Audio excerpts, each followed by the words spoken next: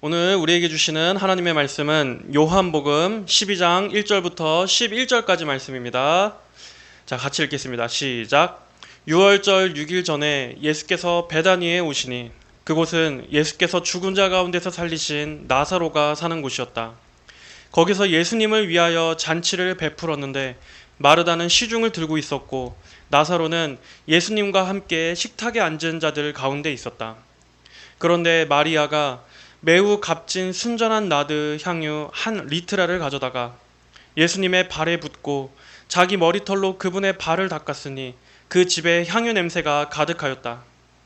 제자들 가운데 하나로 그분을 넘겨줄 가룟 사람 유다가 말하기를 왜 이 향유를 300데나리온에 팔아 가난한 자들에게 주지 않는가 하니 그가 이렇게 말한 것은 가난한 자들을 생각해서가 아니라 그가 도둑이므로 돈주머니를 맡고 있으면서 거기 넣은 것들을 훔쳐내곤 하였기 때문이다. 그러자 예수께서 말씀하셨다. 그 여자를 그대로 두어라. 그 여자가 내 장래 날을 위하여 이것을 간직한 것이다. 가난한 자들은 너희와 항상 함께 있지만 나는 너희와 항상 함께 있는 것이 아니다. 예수께서 거기에 계시다는 것을 알고 유대인들의 큰 무리가 왔으니 이는 예수님 때문만이 아니라 그가 죽은 자들 가운데서 살리신 나사로도 보려는 것이었다. 그러므로 대제사장들은 나사로까지 죽이려고 모의하였으니 이는 나사로 때문에 많은 유대인들이 가서 예수님을 믿었기 때문이다. 아멘. 자, 오늘 요한복음 12장 1절부터 11절까지 말씀으로 하나님 말씀을 전하겠습니다. 예수님께서 죽었던 나사로를 다시 살려내셨다는 소식을 바리새인들이 전해 듣자 바리새인들과 대제사장들은 예수님을 잡아 죽이기 위해 함께 공모했습니다. 만약 군중들의 관심이 예수라는 자에게 쏠리게 되면, 그래서 그들이 큰 세력을 형성하게 된다면 그것은 자칫하다가는 로마 정부를 자극할 수도 있는 문제였습니다. 로마인들이 볼 때 만약 유대인들이 반란을 꾀하고 있는 것처럼 여긴다면 언제라도 그들은 이스라엘 땅을 무력으로 탄압할 수 있었기 때문이었습니다. 그래서 바로 전장인 요한복음 11장 47절에 보면 이렇게 말씀합니다. 그러자 대제사장들과 바리새인들이 공회를 소집하고 말하기를 이 사람이 많은 표적을 행하는데 우리가 어떻게 해야 하겠느냐? 우리가 그를 이대로 둔다면 모두가 그를 믿을 것이고 로마인들이 와서 우리의 땅과 민족을 빼앗을 것이다. 이들의 겉으로 보여지는 명분상으로는 이스라엘의 정치적인 안정을 추구하기 위해서라고는 했지만 사실 이 사내들은 공의 사람들의 속마음은 어떤 것이었습니까? 바로 예수님에 대한 견제 때문이었습니다. 자기들이 집권층인데 민심이 다 예수님께로 가버리면 자신들의 권위가 흔들리기 때문입니다. 그때 대제사장 가야바가 말합니다. 49절에 그들 중 한 사람인 그 해의 대제사장 가야바가 그들에게 말하기를 당신들은 아무것도 모르고 있어. 한 사람이 백성을 위하여 죽어서 온 민족이 멸망하지 않는 것이 당신들에게 유익하다는 것을 생각하지 못하고 있어. 이 가야바는 18년 동안 대제사장직을 맡았던 사람이었습니다. 만약 예수님 때문에 어떠한 일이 발생할 경우에 정치적으로 가장 큰 타격을 입을 수 있는 사람이 바로 자신이었기 때문에 그는 어떻게든 이 문제를 빨리 해결해 버리고자 했습니다. 그래서 가야바는 교묘하게 그럴싸한 이유를 내놓았습니다. 괜히 이 문제를 방치했다가 로마를 자극해서 나라가 멸망하게 되느니 차라리 예수 그 한 사람을 희생시키는 게 낫지 않겠느냐. 명분이야 어떻게든 만들면 된다. 그리고 이게 당신들에게도 유익할 것이다. 저 예수란 자가 얼마나 우리의 지위를 위협했는가. 기존의 유대교의 이 종교적 체제들을 얼마나 뒤엎고 있는가. 그리고 그는 지금 자신이 하나님의 아들이라고 주장하고 있지 않느냐. 우리 사내들의 공의의 입지와 권위를 위해서라도 이제는 어떻게든 이 문제를 처리해야 될 때가 왔다. 지금 이렇게 말하고 있는 것입니다. 하지만 이 가야바의 말은 의미심장한 말입니다. 성경은 어떻게 해석하고 있습니까? 51절에 이것은 그가 스스로 말한 것이 아니라 그가 그 해의 대제사장이므로 예수께서 그 민족을 위하여 죽으시고 그 민족뿐 아니라 흩어진 하나님의 자녀들을 하나로 모으기 위하여 죽으실 것을 예언한 것이다.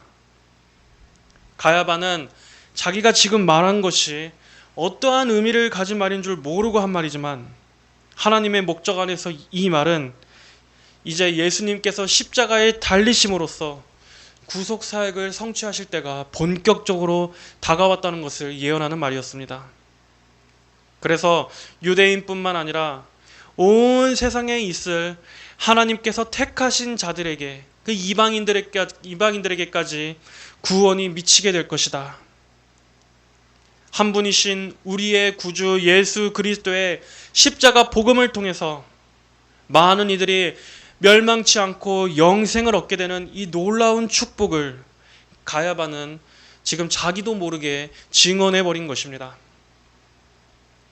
하나님께서는 이 악한 가야바의 입술을 통해서도 어떻게든 그가 하나님의 구원을 그 입술로 선포하게끔 하셨습니다.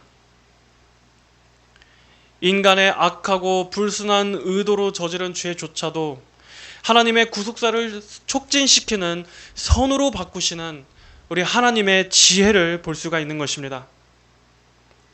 그래서 사도행전에서는 뭐라고 말씀합니까?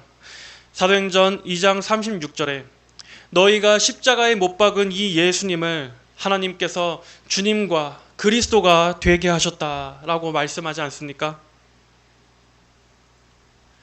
그리고 이제 이 가야바의 발언을 기점으로 해서 본격적으로 예수님을 죽이기 위한 유대인들의 그 계략이, 그 실천이 박차를 가하기 시작합니다. 53절 이하에 그들은 그날부터 예수님을 죽이려고 모의하였다.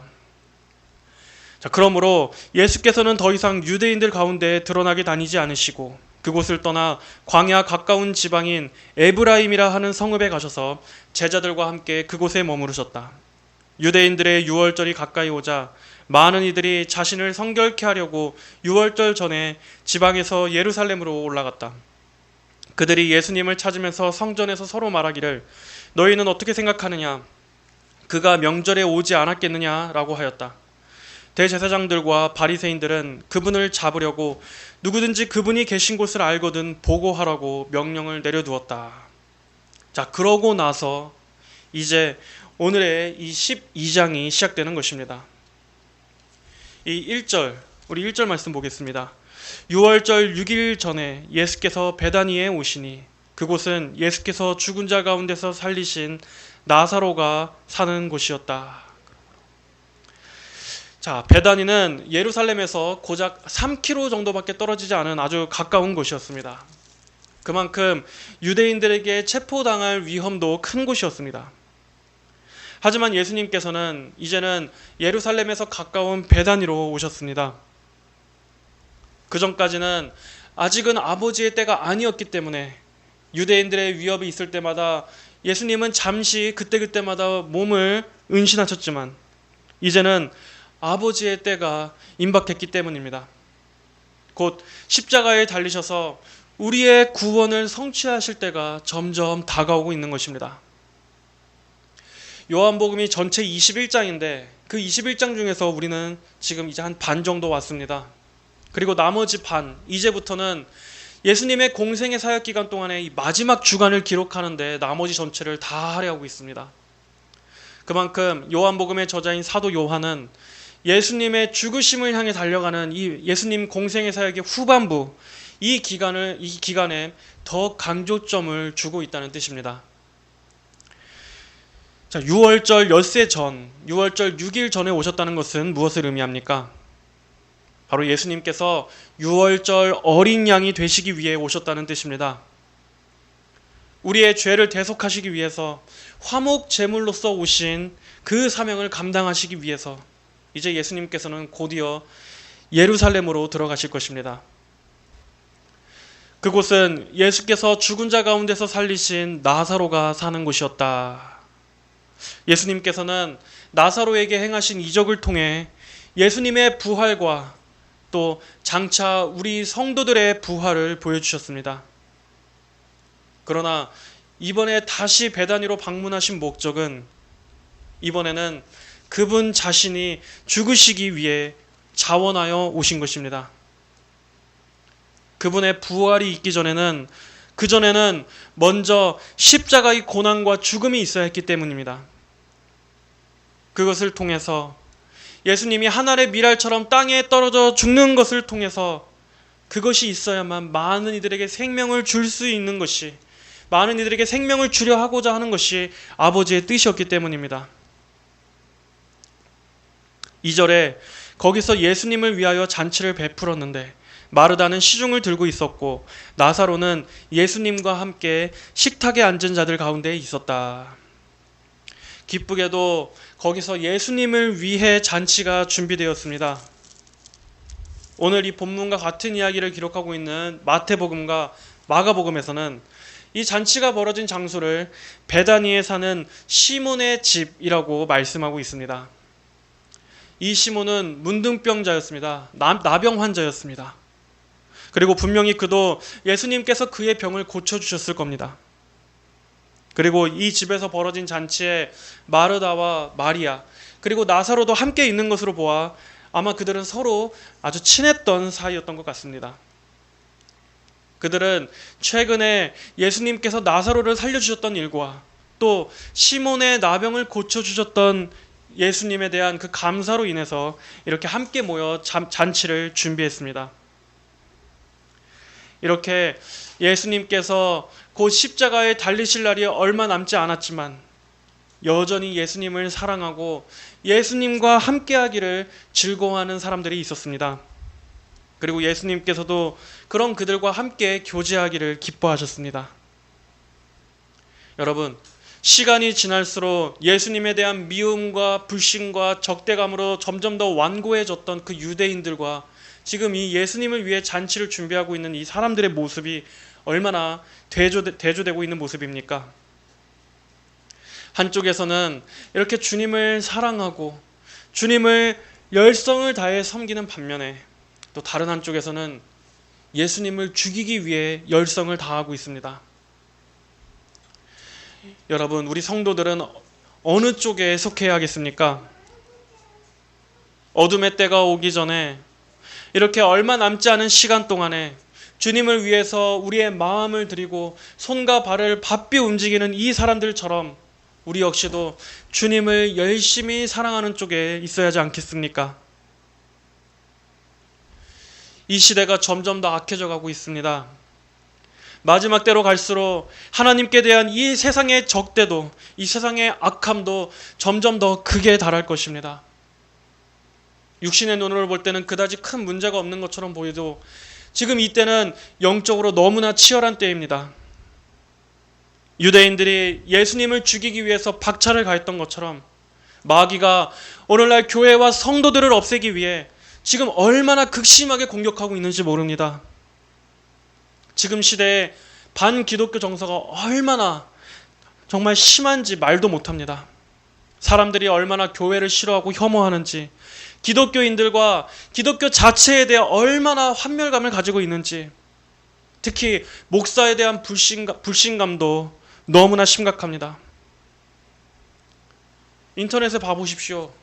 교회 관련 기사가 뜰 때마다 거기 달리는 수많은 댓글들, 교회와 목사와 기독교인들에 대한 그 수많은 욕들을 볼 때 정말 이래가지고 이게 정말 전도가 되겠나, 이게 정말 영혼 구령의 사역을 할 수가 있겠나 하는 회의감이 들 정도로 교회에 대한 이 세상의 여론은 정말 사탄적이라고 할 정도로 너무나 극렬한 미움과 혐오가 지금 얼마나 심한지 모릅니다.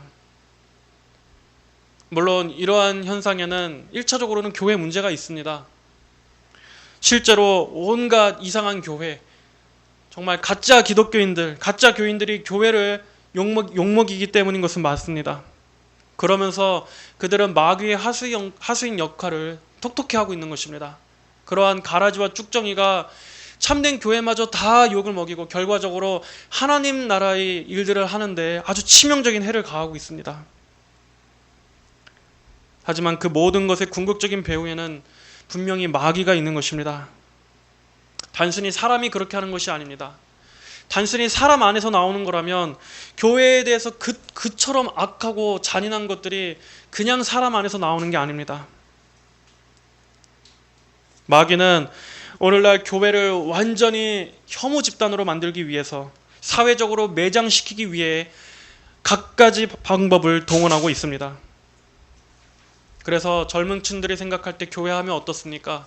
교회 다닌다 하면은 아마 대부분은 다 정신병자 또는 사회 부적응자, 실패자들, 어딘가 좀 생각이 모자란 그런 사람처럼 여기고, 지금 시대가 그렇습니다.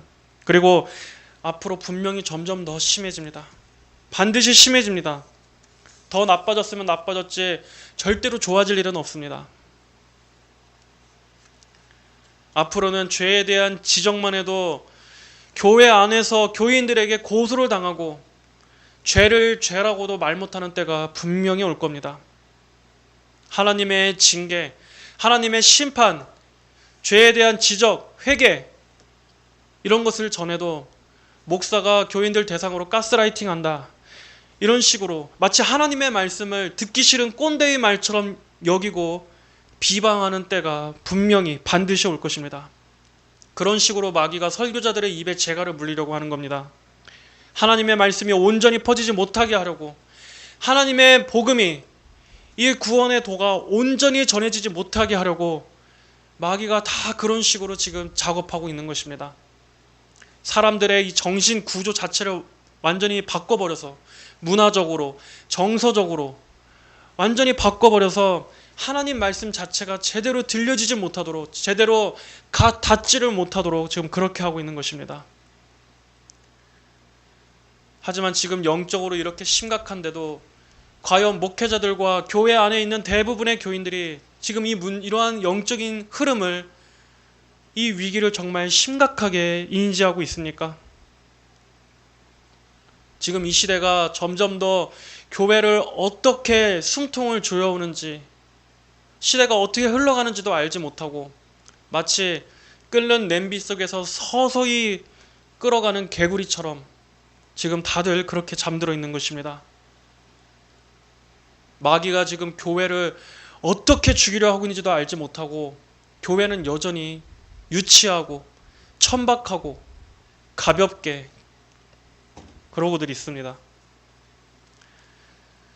앞으로는 정말로 순교를 할 정도의 그 정도가 각오가 아니라면, 우리가 완전히 이 죄와 세상에 대해 완전히 못 박히지 않으면 내 믿음 하나 보존할 수 없는 그러한 정도의 때가 올 것입니다.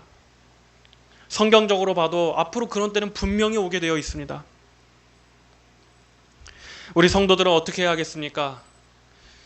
예수님께서 말씀하신 대로 우리가 아직은 시간이 있을 때, 지금은 우리가 자유롭게 신앙생활을 할 수 있을 때, 우리가 아직 낮 동안에 있을 때는 나를 보내신 분의 일을 해야 한다라고 말씀하신 주님처럼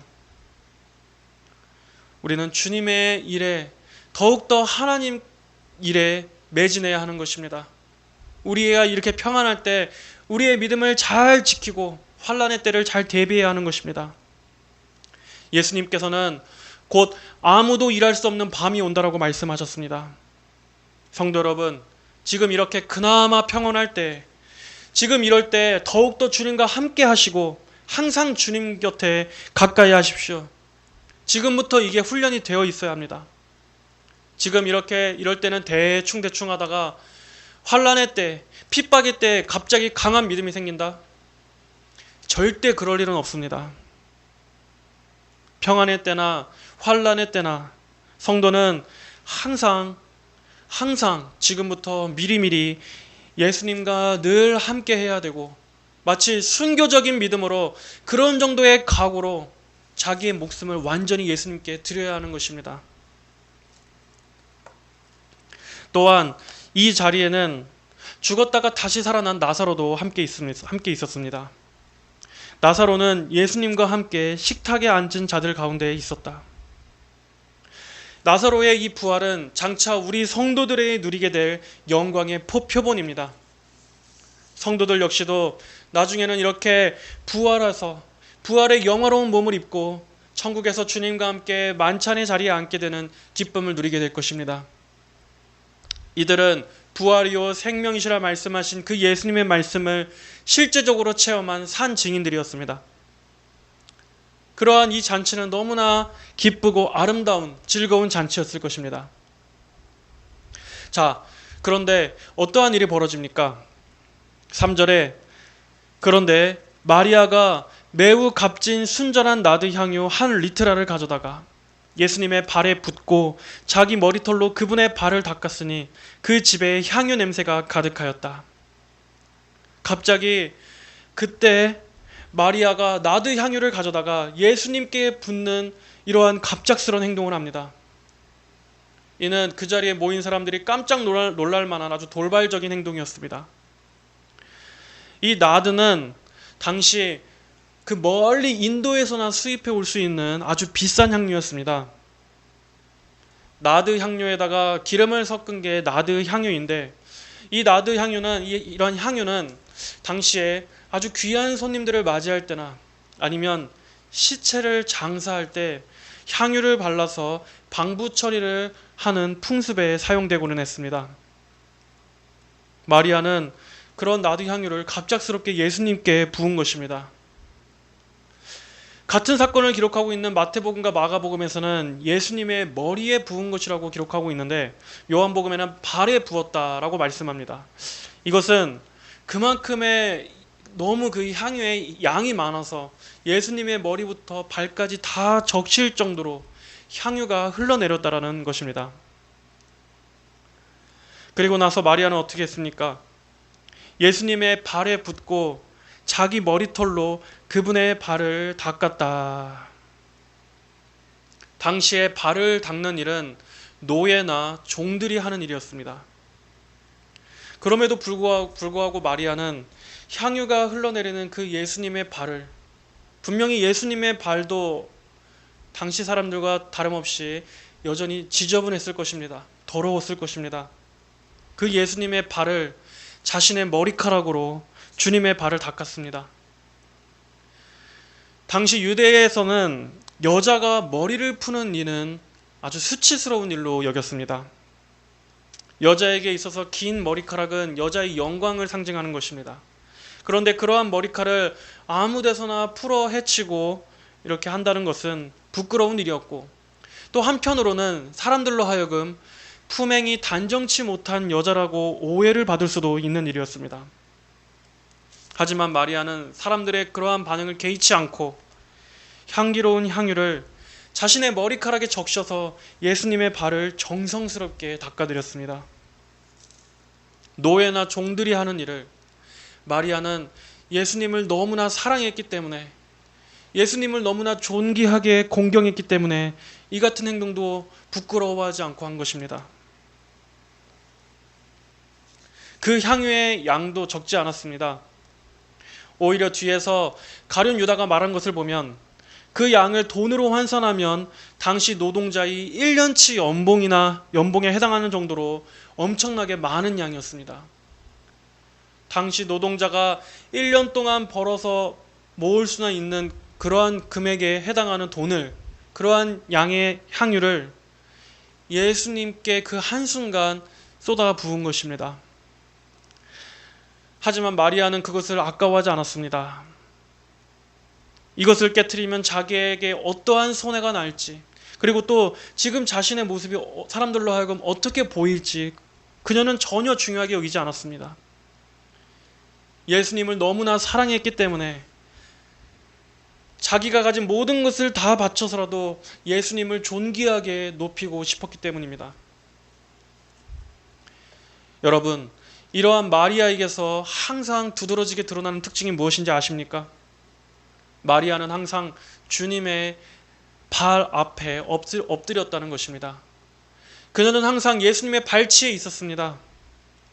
예수님의 발 앞에서 겸손히 자신을 낮췄고, 또 그녀는 언제나 예수님의 발 앞에서 늘 그분의 말씀 듣기를 즐거워했습니다. 그분의 발 앞에 겸손히 자신을 낮추고 언제나 주님을 공경했습니다. 진심으로 사랑할 대상으로서 주님을 바라보았습니다. 이것이 우리 성도들 모두가 가져야 하는 마음입니다. 예수님의 발 앞에 엎드려서 주님을 우러러보고 주님을 앙망하고 주님을 높이고 주님을 사랑하는 마음이 있습니까? 마리아는 예수님의 말씀 듣기를 사랑했기 때문에 평소에 주님 말씀을 아주 즐거이 들었기 때문에 주님을 잘 알았습니다. 그리고 주님께서 마땅히 그러한 영광과 존귀를 받기에 합당하신 분임도 잘 알았습니다. 마리아가 단순히 마리아의 이런 헌신이 단순히 하루아침에 죽었던 오빠를 살려주신 그 체험 한 번만으로 한순간에 된 것이 아니었습니다. 그녀는 진정으로 주님을 알았고 주님 곁에 머물기를 즐거워했고 주님께 듣기를 사모했고 또 주님이 어떠한 분인지를 알았기 때문에 그분의 은혜도 알았고 또 그분에 대한 감사도 있었기 때문입니다. 한마디로 주님의 은혜를 체험했기 때문입니다.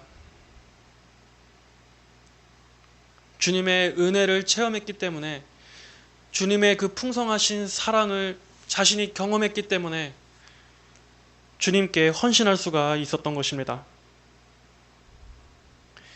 성도 여러분, 이러한 예수님을 향한 진정한 사랑이 여러분의 헌신의 기초가 되어야 합니다.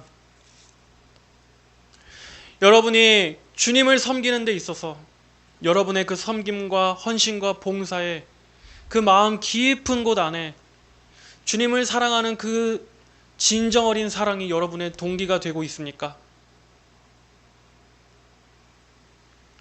오늘날 교회 안에 있는 성도들이 주님을 섬기는 일에 있어서 인색한 가장 근본적인 원인이 무엇입니까? 거슬러 올라가다 보면 결국에는 하나님의 구원의 은혜, 하나님의 그 풍성하신 사랑을 체험함이 없기 때문입니다. 하나님을 아는 참된 지식도 없고 또 하나님께서 날 구원해 주셨다는 것에 대한 인식도 없고 또 은혜에 대한 경험도 없고 감사도 없기 때문에 하나님을 사랑함도 없고 교회를 사랑하는 마음도 없는 것입니다. 하나님의 풍성하신 사랑, 그 복음을 통해 독생자 예수 그리스도를 통해 우리에게 주신 하나님의 그 구원의 사랑 속에서 위대함과 영광을 바라본 경험이 없기 때문에 그러한 하나님에 대한 마음에서 우러나오는 헌신과 감사가 나올 수가 없는 것입니다. 교회 안에서의 다툼과 반목도 어디에서부터 시작되는 것입니까?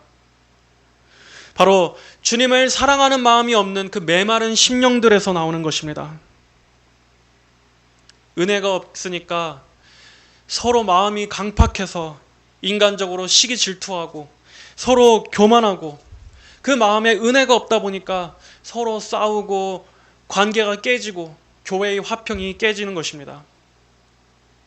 만약 교회 안에 성도들 각자마다 구원의 감격으로 가득하다면 어떻겠습니까? 서로 간에 참된 사랑과 용서와 이해가 저절로 나오지 않겠습니까? 주님 안에서의 참된 겸손이 나오지 않겠습니까? 그러므로 우리가 주님을 위해서 살지 못하는 것은 아직 하나님의 그 풍성하신 사랑을 자기가 제대로 경험해 본 적이 없는 것이기 때문일지도 모릅니다. 이상적이고 이론적이고 피상적으로는 안다 할지라도 하나님의 그 풍성하신 구원의 은혜와 그 사랑에 사로잡혀 본 적이 있는지 한번 자신을 돌아보시기 바랍니다. 하나님의 풍성하신 사랑을 경험하기를 기도하십시오. 그래서 하나님을 더 많이 사랑하게 해달라고 기도하십시오. 그럴 때 참된 헌신도 나올 수 있는 것입니다. 우리는 말씀을 통해서 주의 영광을 봐야 합니다. 말씀을 통해서 예수 그리스도의 영광과 아름다움을 보게 될 때 헌신도 자동으로 따라오게 될 것입니다. 하나님께서 나 같은 죄인을 대신하여 십자가에서 사랑하시는 독생자를 화목 제물로 보내주신 그 아버지의 사랑을 알게 될 때 그리고 주 예수 그리스도의 풍성하신 그 영광과 은혜를 내가 진정으로 알게 될 때, 그 은혜에 완전히 사로잡히게 될 때 주님을 향한 참된 감사의 고백이 나오게 되는 것입니다. 그리고 그것이 헌신으로 이어지게 되는 것입니다. 세상에 대한 사랑도 어떻게 멀어지게 되는 것입니까? 하나님을 사랑함으로써 가득해야 세상 사랑이 멀어지게 되는 것입니다. 내가 하나님을 사랑하기 이전에 내가 하나님을 사랑하는 것보다 먼저 하나님의 그 사랑이 우리의 영에 풍성히 부어질 때, 로마서 5장에서의 말씀처럼 우리에게 주어진 성령으로 말미암아 하나님의 사랑이 우리 마음속에 퍼부어짐을 경험한 후에야, 이것을 먼저 경험한 후에야 하나님을 사랑하게 되는 것이고, 그 후에 참된 믿음과 삶에서의 헌신도 뒤따라올 수 있는 것입니다. 그러한 하나님의 은혜를 충만하게 누릴수록 우리 안에서 이 세상에 대한 사랑도 점점 식어지게 됩니다.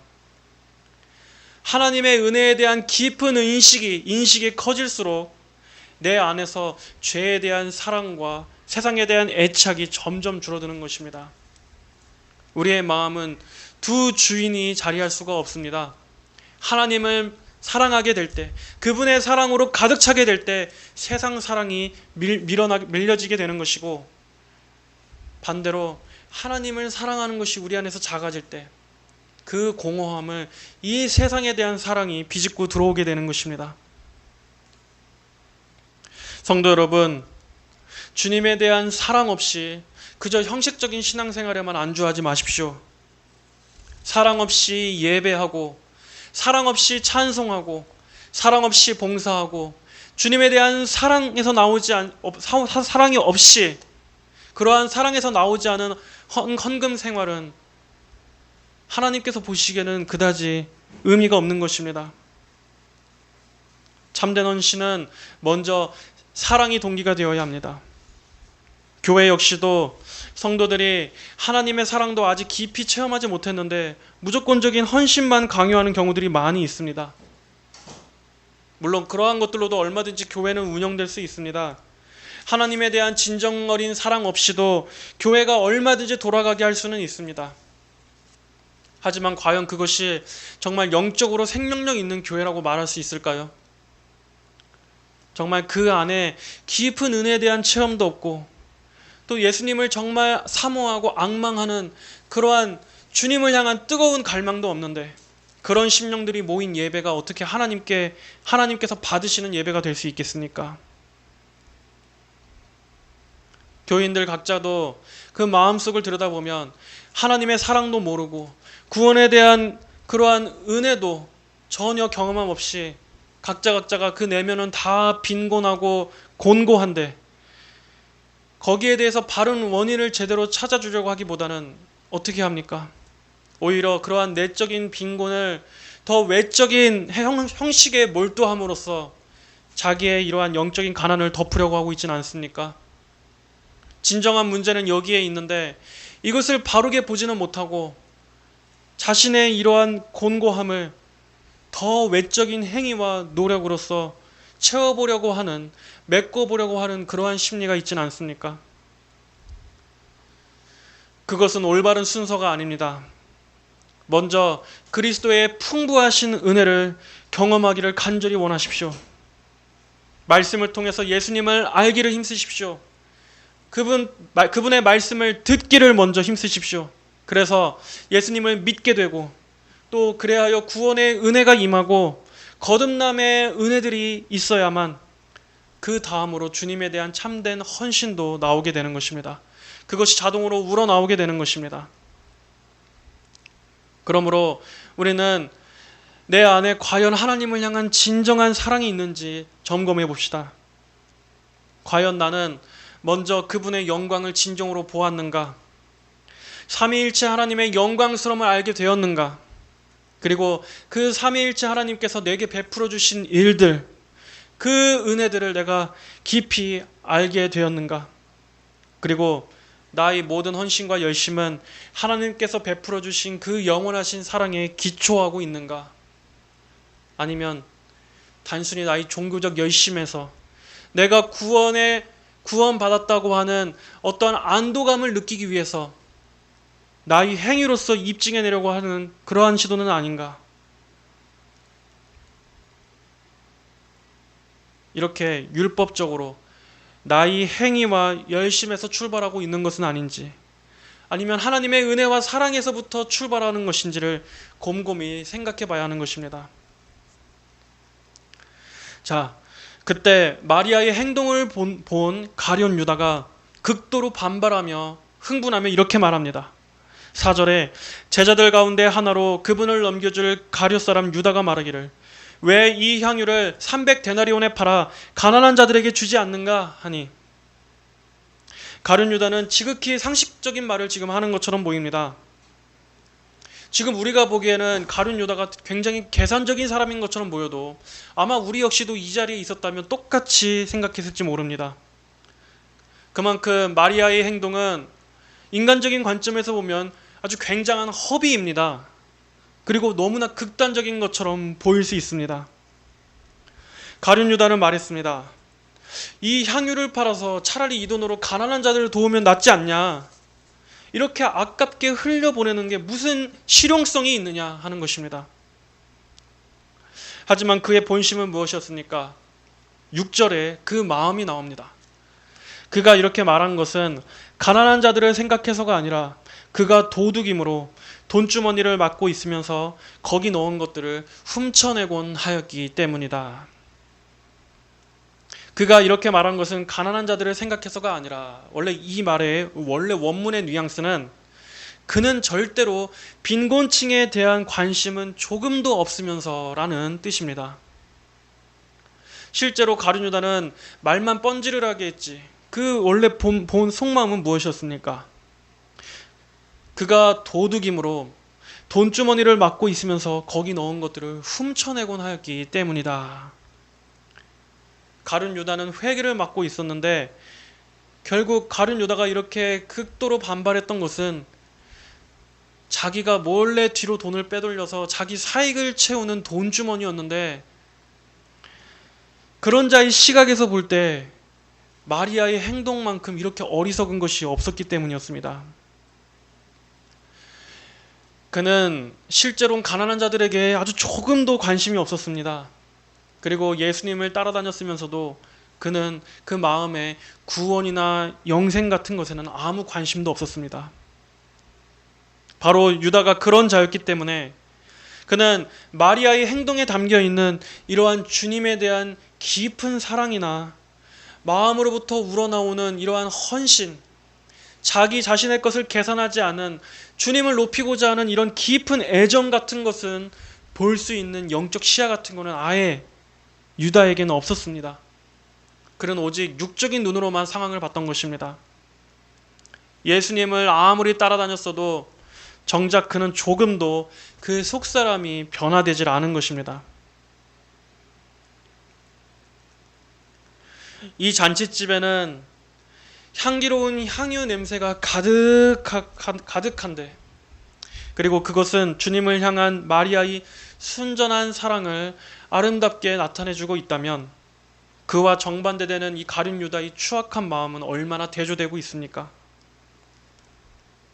오히려 이 같은 장소에서 같은 날 한 사람은 주님을 향한 진실된 사랑을 고백했던 반면에, 오히려 유다는 이 일을 계기로 예수님을 대제사장들에게 팔아넘길 마음을 굳게 먹게 됩니다.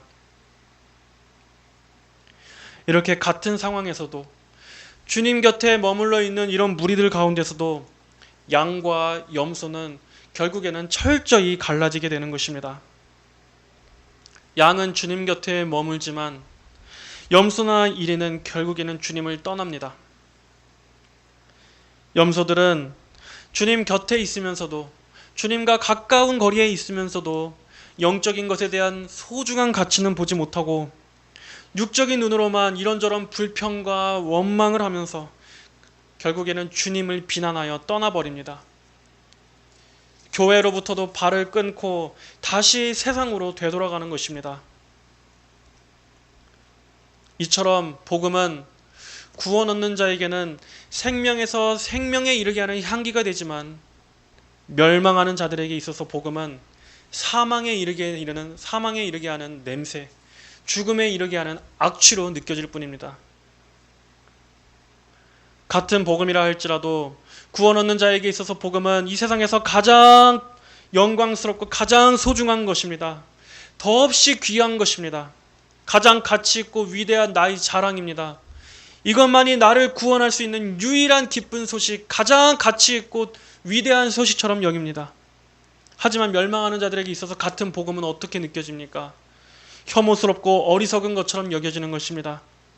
마치 예수님을 위해 사는 삶이 자기의 전 인생에 엄청난 손해가 닥치는 것처럼 예수님이 점점 더 깊은 것들을 요구할수록 마치 전염병처럼 여기고 멀리하며 거부하는 것입니다. 고린도전서 2장 14절의 말씀, 육에 속한 사람은 하나님의 영에 속한 것들을 받아들이지 않는다. 그것들이 그에게는 어리석은 것이며 이해할 수도 없으니 영적으로만 분별되기 때문이다. 육에 속한 사람은 하나님의 영에 속한 것들을 받아들이지 않습니다. 이것은 인간의 노력으로 되는 것이 아닙니다. 오직 위로부터 주시는 하나님의 은혜로만 가능한 것입니다. 우리는 가룟 유다를 비난하고 있겠지만 아마 교회 안에서도 이러한 문제들이 있다면 가룟 유다와 같은 관점에서 생각하는 사람들이 아마 대다수일 것입니다. 교회 안에다가 실용주의를 끌어다 오는 사람들이 있습니다. 그게 우리 사람의 관점에서 볼 때는 합리적이고 실용적으로 좋아 보일지 몰라도 마냥 좋은 것은 아닙니다. 교회는 1차적으로 영적인 기관이기 때문에 교회가 어떠한 것들을 갖고 서로 논의하거나 결정해야 할 때는 먼저 가장 첫 번째 기준은 하나님께서 이것을 어떻게 보실까? 그리고 이것이 하나님 나라의 관점에 어떠한 유익이 있을까? 그러한 관점이 기준이 되어야 하는 것입니다. 마냥 실용적이고 합리적인 것만 추구하다가는 결국에는 교회가 영적인 특성은 다 잃어버리고 어떻게 변질될 수 있습니까? 마치 교회가 기업체처럼 자선단체처럼 그렇게 운영되는 것처럼 생각할 위험이 있습니다. 우리는 이러한 오류에 속아서는 안 됩니다. 자, 7절을 보겠습니다. 그러자 예수께서 말씀하셨다. 그 여자를 그대로 두어라. 그 여자가 내 장래 나를 위하여 이것을 간직한 것이다. 가난한 자들은 너희와 항상 함께 있지만 나는 너희와 항상 함께 있는 것이 아니다. 마리아의 이 행동은 예수님의 사역에 있어서 아주 중요한 것을 담고 있는 의미 깊은 행동이었습니다. 그녀는 예수님의 장례를 준비한 것입니다. 얼마 안 있으면 유대인들에게 잡혀서 십자가에 달려 우리의 구원을 위해 죽으실 예수님, 세상 죄를 지고 가는 어린 양으로서 이제 곧 그분이 십자가에 달려 제물로서 우리를 위한 화목 제물이 되어 죽게 될 것을 그녀는 믿음의 눈으로 보면서 마리아는 예수님의 장례를 미리 예비한 상징적인 행동을 한 것입니다. 가난한 자들은 너희와 항상 함께 있지만 나는 너희와 항상 함께 있는 것이 아니다. 여기서 예수님은 가난한 자들을 돕는 일을 쓸모없다고 말씀하신 게 아닙니다. 이제 예수님은 자신이 곧 세상을 떠날 때가 가까이 왔음을 아셨습니다. 하지만 여전히 제자들은 예수님의 이 말씀이 무슨 뜻인지를 몰랐습니다. 예수님께서는 그러한 제자들에게 가난한 자들을 돕는 것은 항시 할 수 있는 일이지만 그것보다 지금 이때 더 시급한 것은 이제 내가 성취할 구속사역, 곧 나의 죽을 때가 온다 하는 것입니다. 바로 예수님께서 성취하실 그 구속사역에 더 집중해야 한다는 것을 제자들에게 특별히 당부하고자 하셨던 것입니다. 그것이 예수님의 공생의 사역의 가장 중요한 목적이었습니다. 그리고 제자들도 그때를 대비해 뒀어야 했습니다.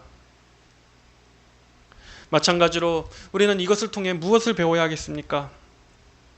우리의 신앙의 중심에는 언제나 그리스도의 이 구속 사역이 중심에 있어야 하는 것입니다. 우리의 신앙 고백에 있어서도 그렇고 교회의 사역에 있어서도 그렇습니다. 교회가 구제 사역을 하는 것도 중요할 수 있습니다. 그러나 그 어떤 일도 교회가 하나님의 말씀을 선포하고 복음을 전하고 영혼을 구원하는 일보다 더 중요한 것은 없습니다.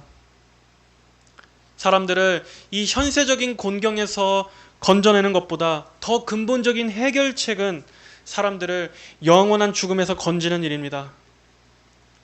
예수 그리스도로 말미암은 영생으로 사람들을 인도하는 것이야말로 교회가 해야 할 가장 중요하고 가장 시급한 사명인 것입니다. 우리는 무엇에 집중하고 있습니까? 교회가 이 지역사회를 대상으로 여러 가지 봉사를 하고 또 이러한 믿지 않는 사람들에게 교회의 문을 열어놓기 위해 많은 문화사역들을 펼치는 것, 이것이 하나님께서 교회에게 주신 본질적인 사명은 아닙니다. 교회는 복음을 전하는 곳이 되어야 합니다. 말씀이 육신이 되어 오신 예수님께서 우리 죄인들을 영원한 죄와 형벌로부터 구원하시기 위해 그분께서 피 흘려 죽으신 것, 하나님께서 에덴 동산에서부터 말씀하셨던 그 구원의 약속을 성취하시기 위해서 아들로 오신 성육신하신 그 예수님께서 십자가에서 그분의 몸을 찢어 하나님과 우리 죄인 사이를 화목하게 하실 수 있는 새롭고 산 길, 산 소망이 되어주신 것, 이것을 세상 사람들에게 전해야 하는 것입니다. 이 구원의 소식을 무시한다면 그는 영원한 멸망을 피할 수 없다라는 것을 전하는 것입니다. 그리고 그럼에도 누구든지 예수 그리스도의 죽으심과 부활하심을 믿고 예수님의 의를 힘입어 하나님께로 나아온다면 그는 죄 용서와 영생을 얻게 될 것이라는 이 복음의 기쁜 소식을 사람들에게 전하는 것, 이것이 우리 교회가 가장 본질적으로 주력해야 될 사명인 것입니다. 그리고 우리 성도 개인의 신앙에 있어서도 마찬가지입니다. 여러분, 예수님의 죽으심과 부활이 우리의 신앙의 반석이고 교회의 기초가 되어야 할 줄로 믿습니다. 그리고 우리 성도들에게 이것이야말로 우리의 감사 제목이요 헌신의 동기가 되어야 할 것입니다. 우리의 영생의 보증도 여기에 있습니다. 하나님께서 그리스도를 통해 우리에게 하신 일, 예수 그리스도의 구속사역의 중심인 바로 그 대속의 은혜, 언제나 여기에 여러분들의 신앙의 토대를 두시기 바랍니다. 그리고 이것을 여러분의 가장 큰 복이요 가장 큰 자랑으로 삼게 되시기를 바랍니다. 또한 마지막으로 여러분, 그리스도를 더욱더 많이 사랑할 수 있게 해달라고 기도하십시오. 주님의 풍성하신 사랑을 더욱더 알게 해주시기를 기도하십시오. 이것을 구하십시오. 하나님을 사랑하는 것이 우리의 헌신의 기초입니다. 주님을 사랑하는 것이 우리의 전부입니다. 하나님을 향한 신앙에는 반드시 이 사랑의 요소가 절대적으로 있어야 하는 것입니다. 사랑이 있어야만 주님께 인색하지 않을 수 있는 것입니다. 사랑이 있어야만 주님께 나 자신을 드리고자 하는 자원하는 심령도 나올 수 있는 것입니다. 그리고 그 사랑은 말씀을 통해 성령님께서 우리에게 하나님을 알게 하심으로 하나님의 영광과 구원의 은혜를 깨닫게 해주실 때 우리 마음에 새겨지는 것입니다. 그러므로 이것을 소원하십시오. 하나님의 사랑을 사모하십시오. 이걸 위해 열심히 기도하고 추구하십시오. 날마다 이 구속의 크신 영광을 더욱더 크게 바라보게 되심으로 하나님의 이 사랑의 마음이 사로잡히고 그로 인해 하나님께 영광과 찬송을 올려드리는 우리 모든 성도 여러분들이 되시기를 주님의 이름으로 축복합니다. 다 함께 기도하시겠습니다. 하나님 아버지 감사합니다. 오늘은 주님을 향한 이 마리아의 참으로 이 순수하고 고결하고 순전한 이 사랑을 살펴보았습니다. 아버지 하나님, 우리에게도 이러한 주님을 향한 진정 어린 사랑과 겸손함을 주시옵소서. 정말 주님의 그 영광과 주님의 그 아름다우심에, 주님의 그 매력에 우리의 마음이 사로잡히게 하여 주시고, 정말 주님을 향한 그 깊은 사랑으로 우리가 주님을 위해 살아갈 수 있는 은혜를 베풀어 주시옵소서. 하나님을 사랑함 없이 우리가 수많은 이 교회 안에서의 형식적인 것들에 그저 덮어놓고 신앙생활할 때가 많았음을 주여 회개합니다. 아버지, 우리의 이 믿음 없음과 사랑 없음을 용서해 주시고 하나님의 그 풍성하신 사랑을 우리에게 더욱더 쏟아부어 주시기를 간절히 구합니다. 그리하여 진정으로 마음에서 우러나오는 예배와 찬송과 감사와 사랑과 헌신이 교회 안에서 가득가득 넘쳐날 수 있도록, 교회 안에 이러한 사랑이 가득할 수 있도록 은혜를 베풀어 주시옵소서. 감사드리며 살아계신 예수님의 이름으로 기도하였습니다. 아멘.